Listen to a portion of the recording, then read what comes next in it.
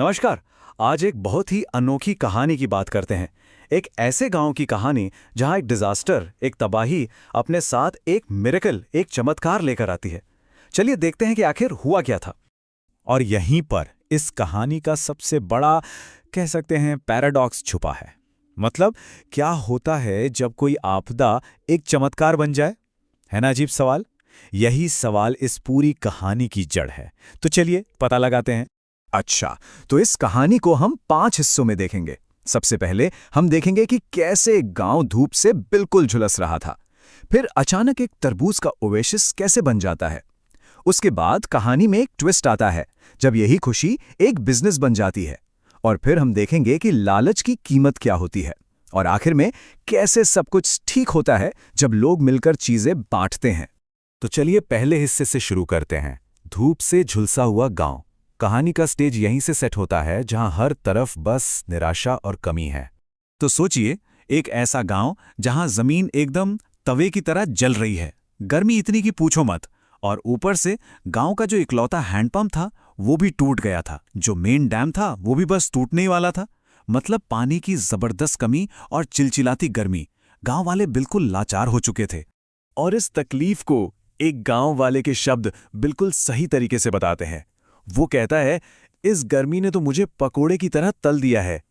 आप सोच सकते हैं, ये सिर्फ एक लाइन नहीं है, ये उस पूरे गांव का दर्द है। तो अब आते हैं दूसरे हिस्से पर, द एक्सीडेंटल वाटरमेलन ओएसिस, या कहिए अचानक बना तरबूज का नखलिस्तान।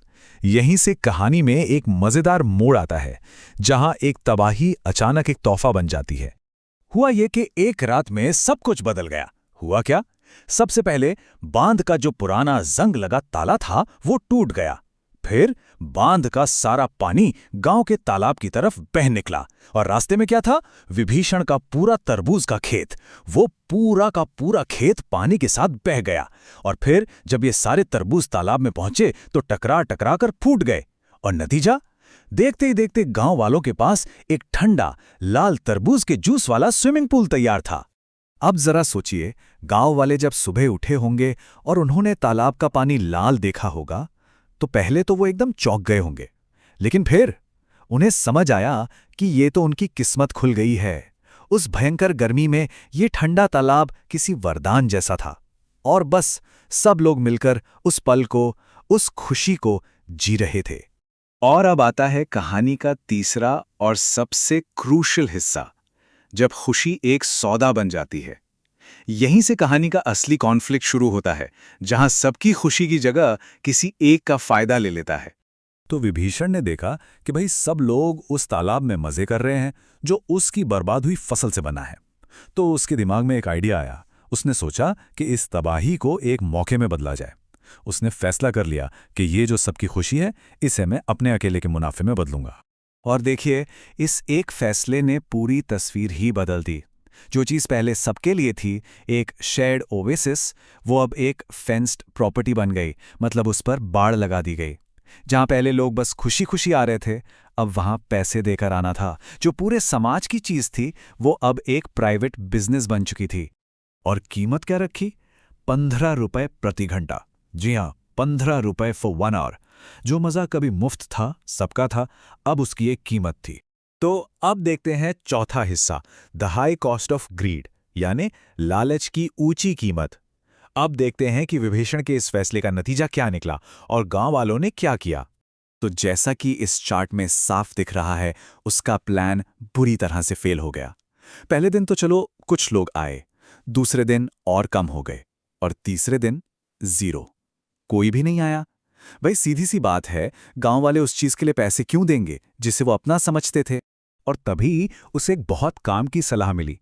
किसी ने उसे समझाया, देखो, लालच पर बना कोई भी बिजनेस कभी नहीं चलता।